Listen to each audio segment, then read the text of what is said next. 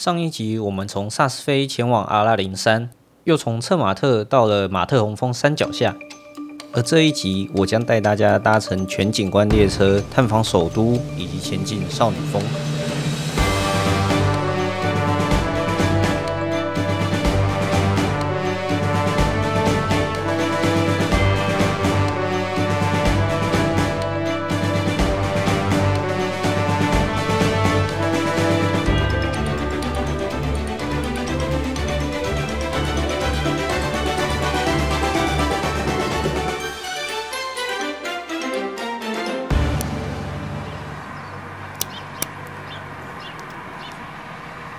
OK， 大家有没有看到这个？就是我们昨天晚上住的饭店。我们昨天是住那边面向那里，然后那边就是我们昨天有听到铃声，好像有羊跑过来，然后有人在管理吧。这边有围栏，左边雕像，大家都抢着拍，拍啊，左边铃。我们准备搭车，然后现在要去全景观列车。那这些葡萄酒是最天然的，它没有经过蒸馏。葡萄放在橡木桶里面，它就变成葡萄酒。所以原料好，它酿造出来的酒才会好。这是我们在瑞士的第3天，第一站我们抵达蒙特勒，是一座位于莱芒湖畔的小镇。今天我们要来搭乘第一次的长程列车。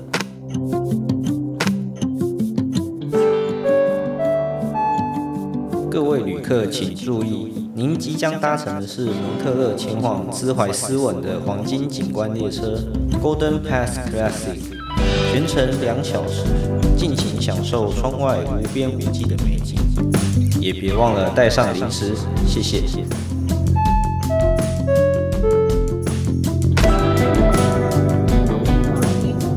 来到瑞士最有趣的地方，就是由它多变的地形所造成的湖光山色。而我现在搭乘的是黄金全景列车，除了它本身是金色的车身以外，还有如同黄金一般珍贵的美景环视。还真没有想过有一个国家可以随时随地有着这么多的地形变化。那在观赏这些景色的同时，绝对不能少了这些吧，零食啊！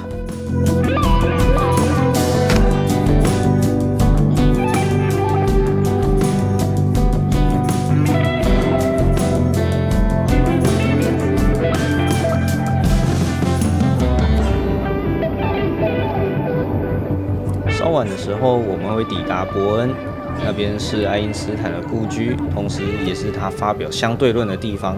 这也带出了一个虚拟的实验：如果在光速行驶的列车面前打光，那光会超越光速吗？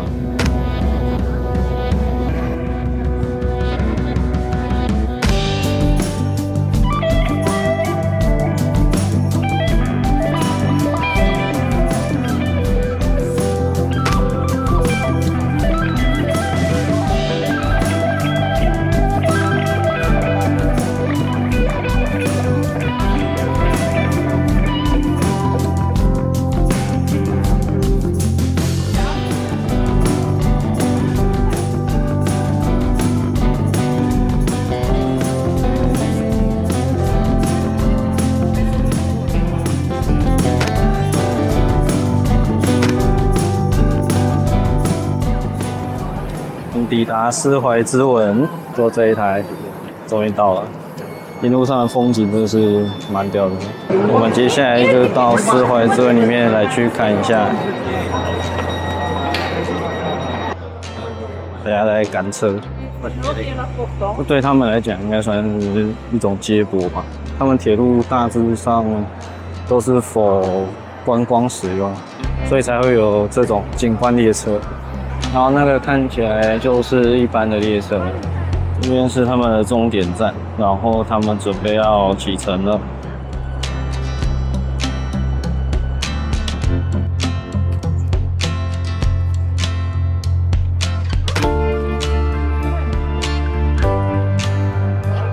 真的是到处都是这种景色，我真的是傻眼，到处都是缆车。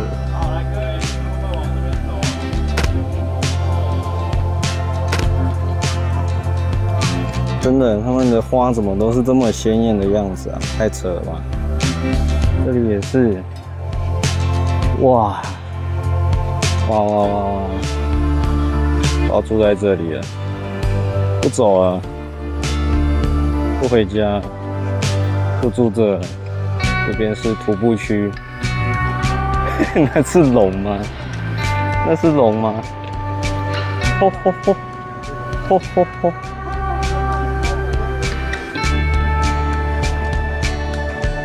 哇，几乎都是这种。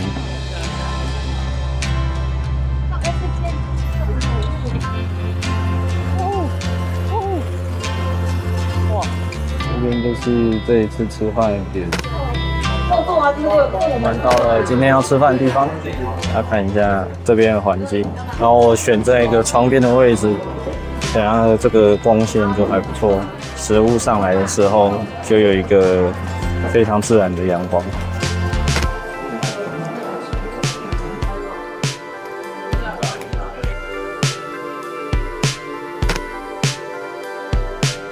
晚吃饱饭，然后现在就来去超市来去看一下有没有什么东西可以买一下，不然我到现在其实好像都没有消费，结果最后还是买了这2个。到处那边飘着蒲公英耶，好扯！这个是什么样的一个国度啊？怪不得美学上会有那么大的差距。因为今天是礼拜日，所以很多店家没有开，就连靠近在我们附近的这一些超市啊，或什么商店都没有营业。就像龙的造型。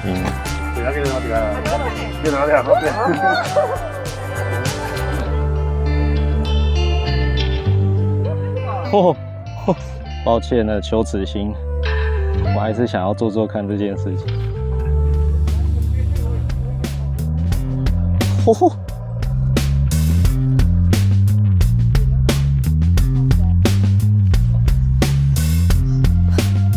说真的，这边到处都在飘蒲公英啊，买一点点小纪念品，我想要每天买一点，每天买一点。而且等下会到伯恩，希望那边有什么天文相关的纪念品可以购买。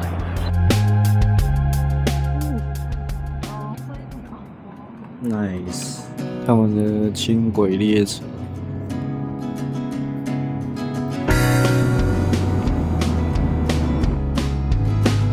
现在已经来到这个伯恩。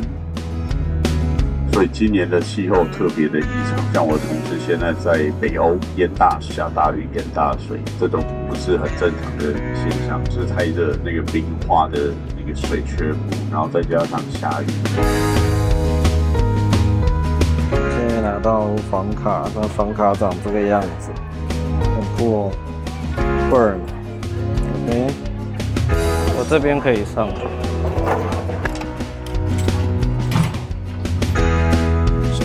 这次的门把没有掉下来，再来就是看出窗外的无敌大景，我都看呆了。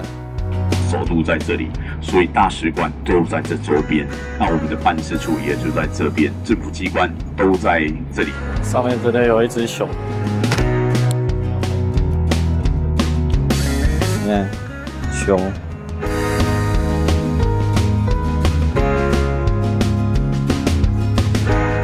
大家都这样子，直接开始游。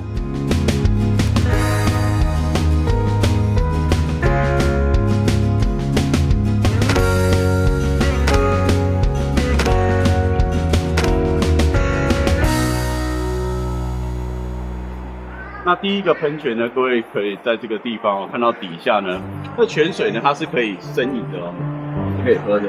然后再来呢，各位可以看到呢，上面啊，这个是一个所谓的虚拟的正义鱼。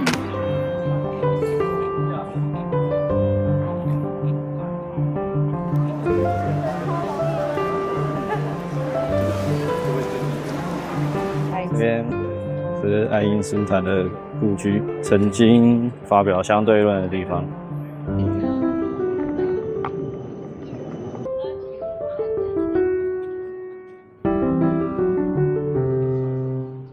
超整齐的，1694，哇！国家银行。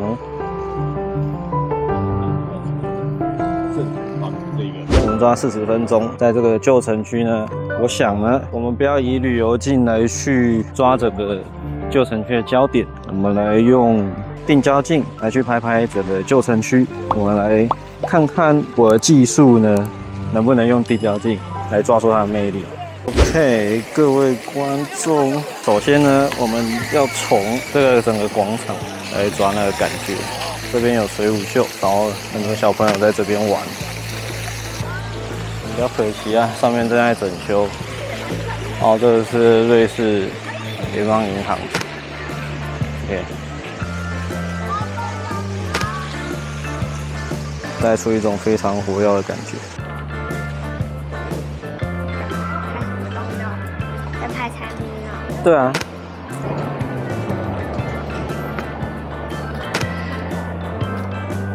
然后说穿越过去这边的话，那边就是车站。像这种就是非常有特色的东西啊，怎么可以错过啊？对不对？用观景窗以后，好像特别可以感受到一些比较不一样的画面。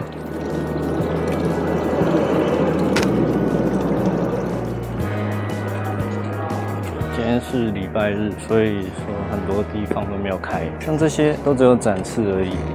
我看到吗？连这边都在飘着蒲公英，蒲公英要带我们去哪？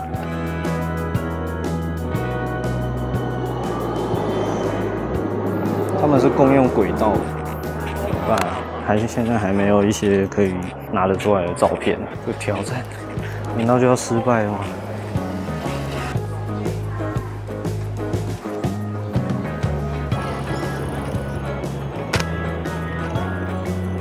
超级近的，他们做的还蛮刚好的。这边有一只脚连起来的行动艺术装置吧？刚我在讲什么？是艺术装置。这边是这个教堂，找一些前景，这就是我要的画面。这边有一个很可爱的小车，这应该也可以当做画面。这边就到了天文钟。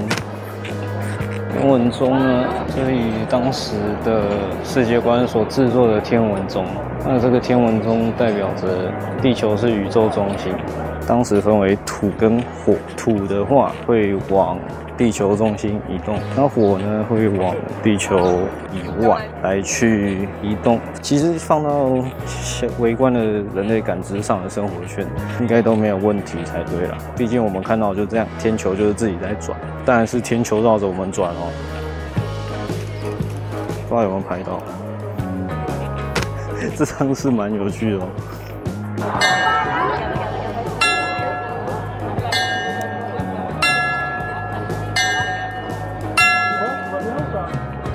摄影这件事实际上代表着什么？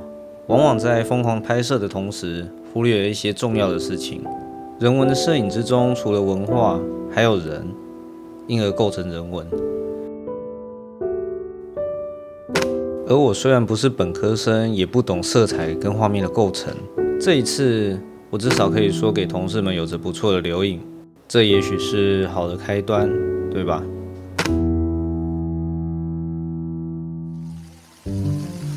？OK， 接下来就是7点整的时候呢，我们就要去用餐了。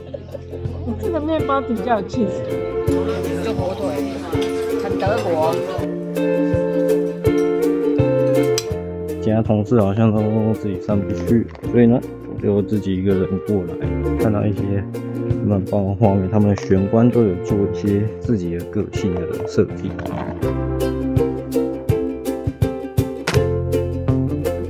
这边是我没有想到的，我竟然会遇到当地的猫群。另外一位同伴来了，喵喵同伴。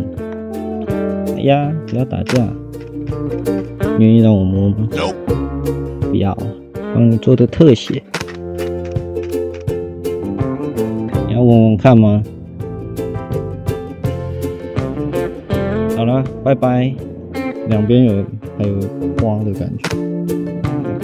熟悉的声音，摩托车哎，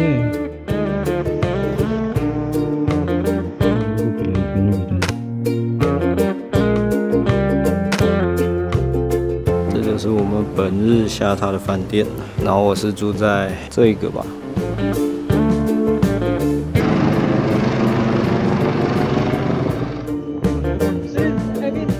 我现在只想要喝拍下。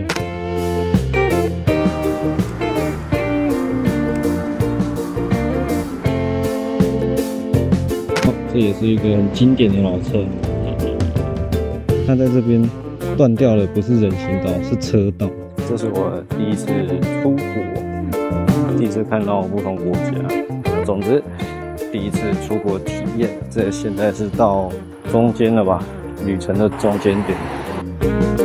晚上不知道拍不拍得起来，但各位加减看哇，在这边行走就真的让人很安心。各种以人为本的设计，随性的生活感，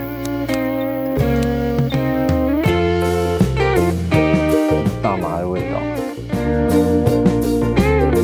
人比想象中还要多好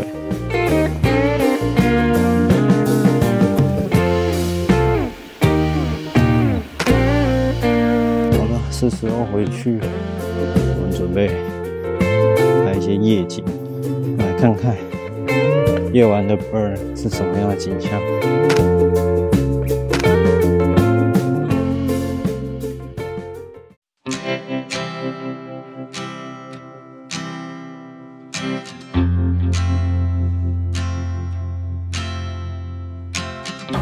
今天的早餐，老样子的自助式。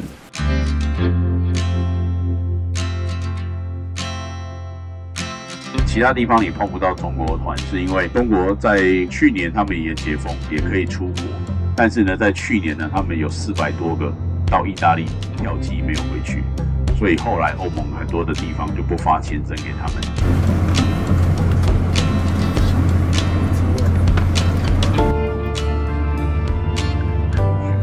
所以你会看到很多的高山看起来很高，已经超过3000多公尺了，但是它积雪的地方也是有方向的，那你看到积雪的方向，那边就会是北面。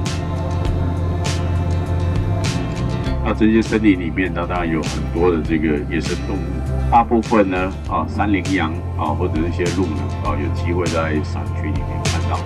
哇，我们在去少女峰的山脚下了，然后前面有一条河，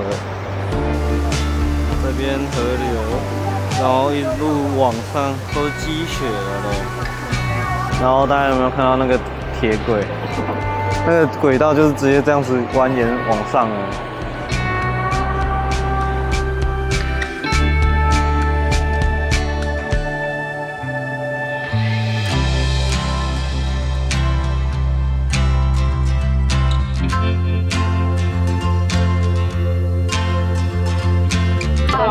请拿，他们4本，好来2本，上少女峰的护照跟车票，光是这山脚下的风景就很值了啦，是不是因为没有出国过才这样？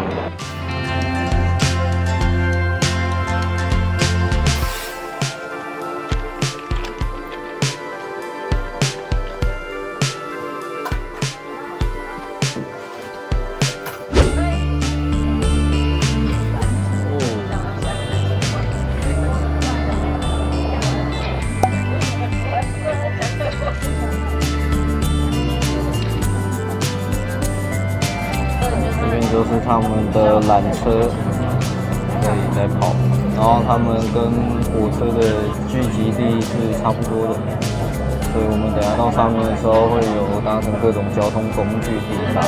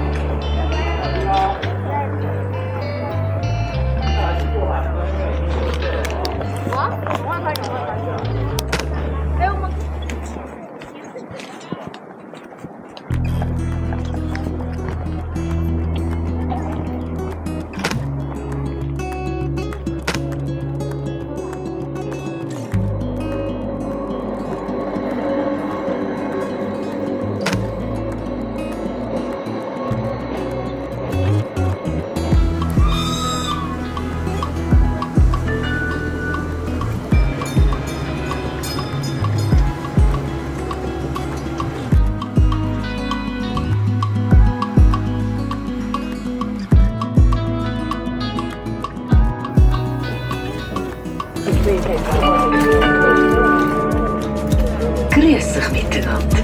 Die Jungfraubahn heißt Sie auf der Fahrt zum Jungfraujoch herzlich willkommen. Ihr nächster Halt, Eismeer. 这也太性感了吧！ 3,160 meters above sea level. Fascinating crevice wall breakaways serve as a breathtaking encounter with high-altitude mountains. The stop will be for 5 minutes. Bonjour. Impressionnant Sérac offre un contact facile avec la haute montagne. Cet arrêt dure 5 minutes. 我也下次坐个东华坐一下。小心啊，这边火车有间隙哦，大家注意。还好我有把外套穿起来，现在这边变得超级冷。在那吗？在那吗？我奶头都立起来了。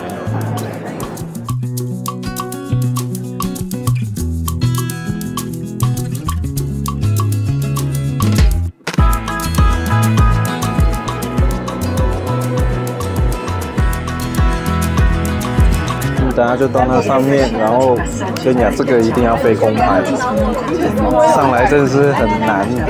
快到了，剩下1站而已，它有点恶心。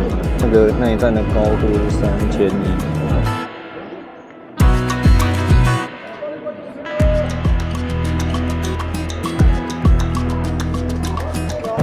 那如果你想要记明信片，有这个少女宫的邮戳的。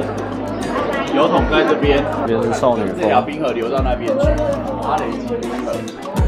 哦，它就是从少女峰这边一直往策马特的方向。那天我们在策马特上面吃饭，小教堂集合那边，记不记得？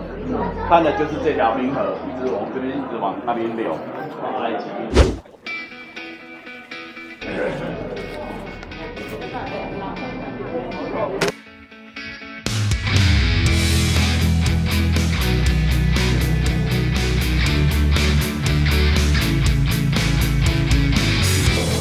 这边人超级多，然后电梯要用挤，这边还可以标示他从哪边要不要下来。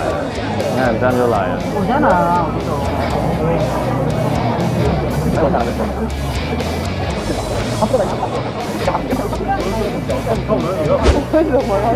够。这边是往上楼过来的观景台，然后这里有这个介绍。这边下去就是大冰河，少女峰就在我面前了。就只能2个人。哇，这边是欧洲最高峰少女峰，就在这个地方。然后这里是大家有看到这一整条的冰河。Je repasse au même endroit.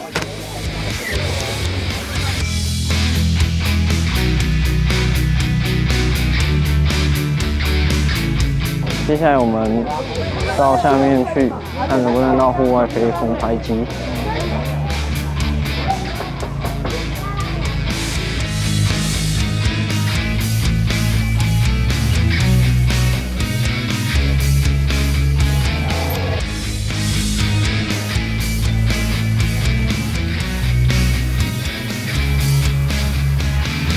哇，这就是雪，哇，好奇特的感觉啊！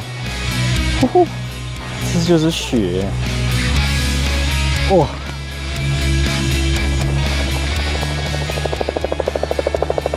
哇！那黏黏的。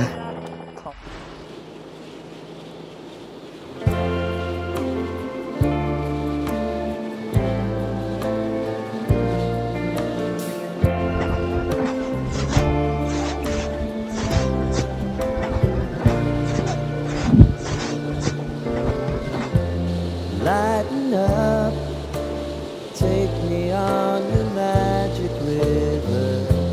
Tell me all your dreams align. Sign me up and tell me about the people that you know who are trying to feel alive.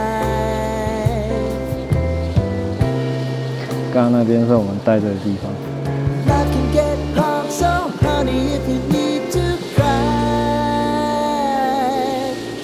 just come share my pillow and rain, rain, go away.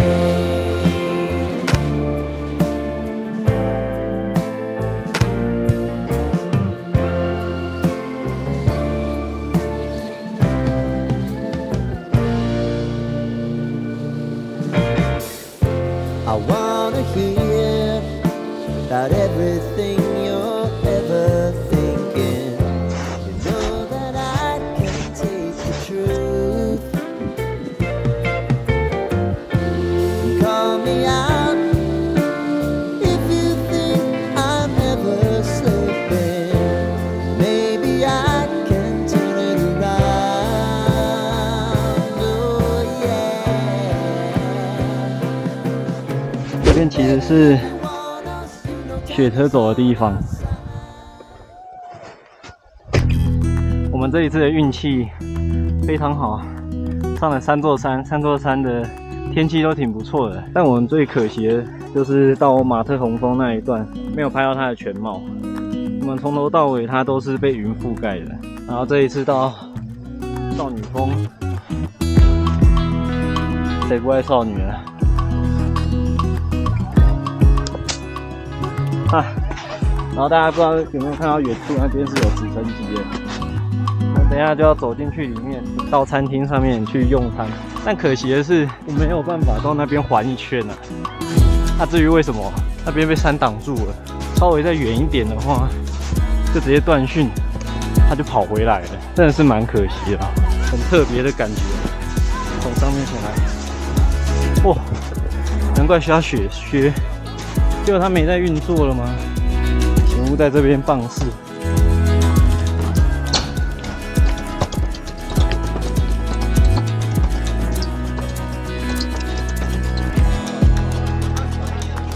这里是户外酒吧，这就是说为什么不要带平底鞋的原因。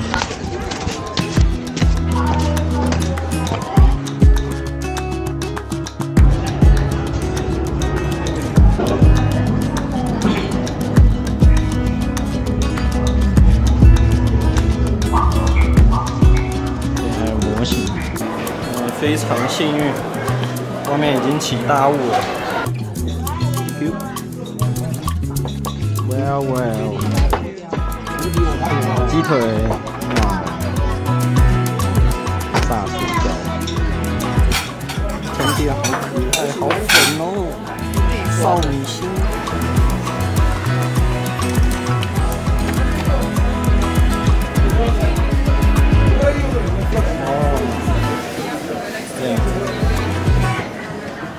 我们准备要搭车回去，然后再坐缆车，而且这个缆车是去年才盖好的，算是蛮新的，而且没有多少人搭过。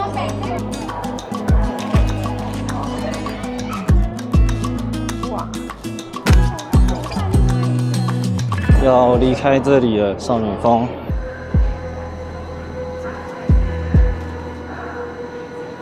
乖乖，等一下会发糖果哦。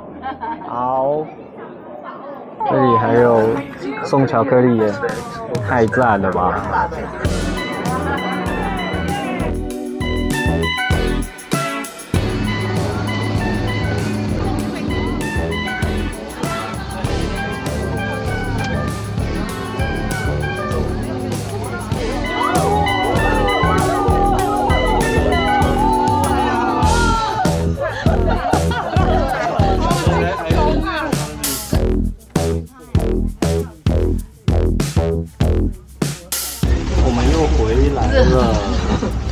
然后车站那边才去搭游览车。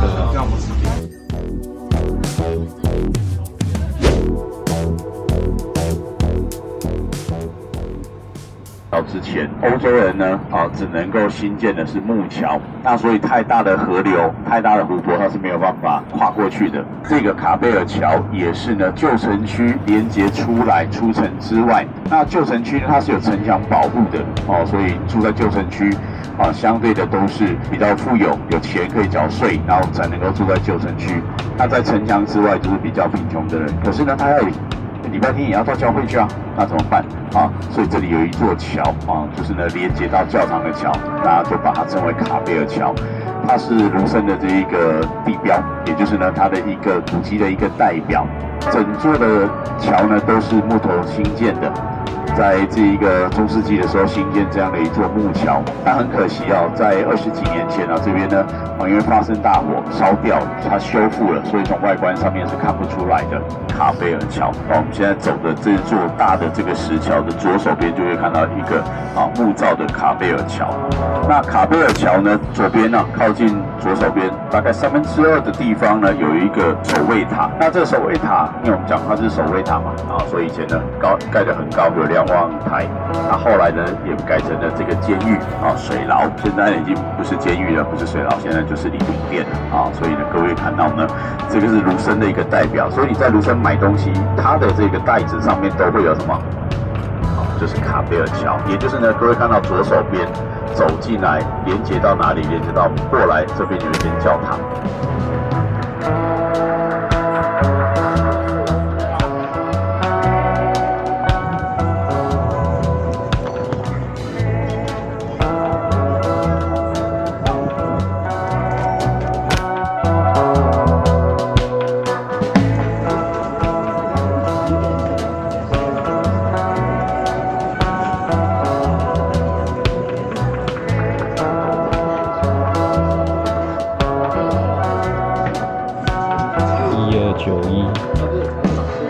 辗转之间，我们要来吃今天的晚餐——瑞士火锅。而瑞士火锅跟我们想象中的不太一样，画面中用蜡烛来帮饭保温，是不是提升了不少质感呢？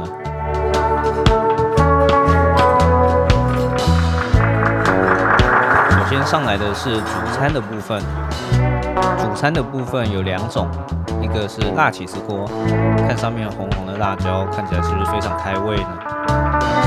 它的吃法就是把主餐丢进起司锅里面沾一沾，拿起来就可以吃啦。另一个则是肉锅，里面满满的橄榄油，有点像油炸的感觉。最后则是甜点的巧克力锅，快买出来了！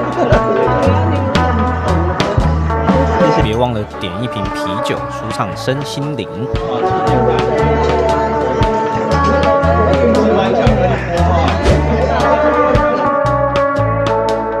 卢森今天入住的饭店，那房卡白色的，然后他们付的公车票。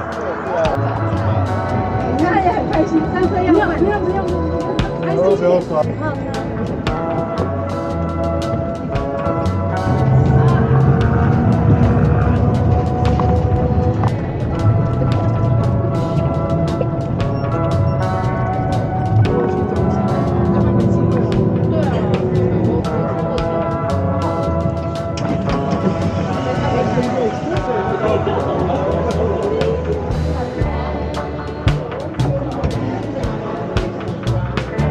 这里是他们的有点像地下街的感觉，这有一整排，两边通通都是商家。那晚上最热闹就在火车站，为什么？因为火车站来来往往的人很多，因为这是交通的一个最重要的一个枢纽。火车站底下有很大的超市，很多的商业街就在火车站。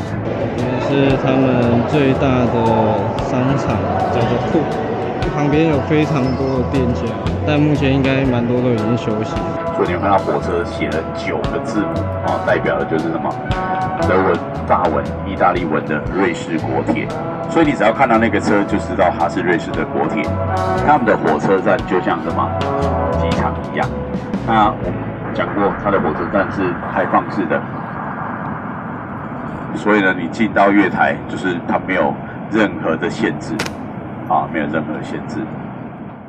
这是来到瑞士的第4晚。30年前，卡贝尔桥遭到严重的损毁，而如今，它以重生的姿态呈现在我们的面前。在各种因缘际会下来到瑞士的我，认识了初夏的卡贝尔桥。或许就如同在此盛开的天竺葵花语，偶然的相遇，幸福就在身边。啊，刮风了！哇，